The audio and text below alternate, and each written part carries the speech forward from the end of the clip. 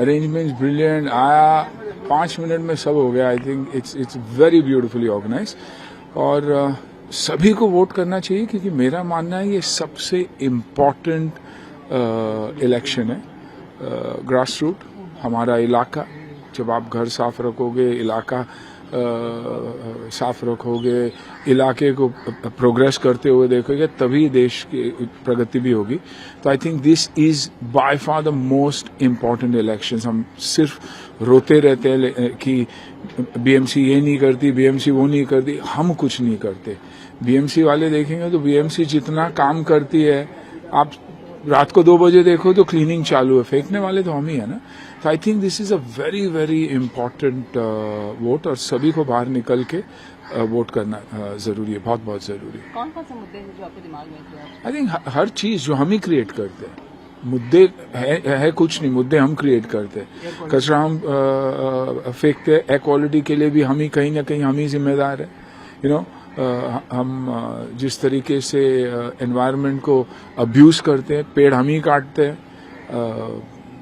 दुकान के सामने हो या कंस्ट्रक्शन साइट पे हो, तो ये नहीं कोशिश करेंगे कि उसे रिप्लेस करें। हम काट के फिर निकल जाते, फ्लैट बेच के निकल जाते हैं। तो I think it's very important कि, और इंफ्रास्ट्रक्चर, मुंबई का इंफ्रास्ट्रक्चर जिस तरीके से बढ़ रहा है, आई थिंक शायद ही दुनिया में कहीं भी बढ़ रहा है। तो I think we all need to cooperate and make sure कि हम साथ दे जो भी आए and be with them, you know, and it begins with home. देखिए, घर तो साफ रखते ही सब लोग, ऐसे क्यों है फिर सोसाइटी को साफ नहीं रखते, स्ट्रीट्स को साफ नहीं रखते। तो इस इलाके को, इस शहर को अपना ही समझिए और अपना घर समझिए। और मेरे लिए ये मेरी कर्म भूमि है, तो ज्यादा मायने रखती है कि मैं दूसरे के घर में आया हूं और उसका मैं ख्याल रख रहा हूं।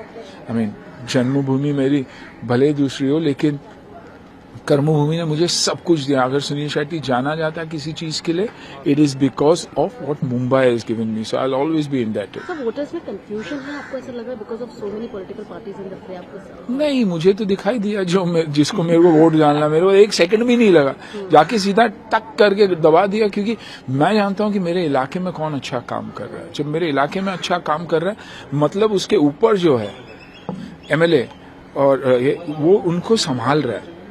It's a chain foundation. जब मेरी एजुकेशन ही सही नहीं रहेगी तो मैं ग्रेजुएट कैसे बन सकता हूं? तो ये मेरा क्लास 0 है, स्कूल है, तो बहुत बहुत जरूरी है।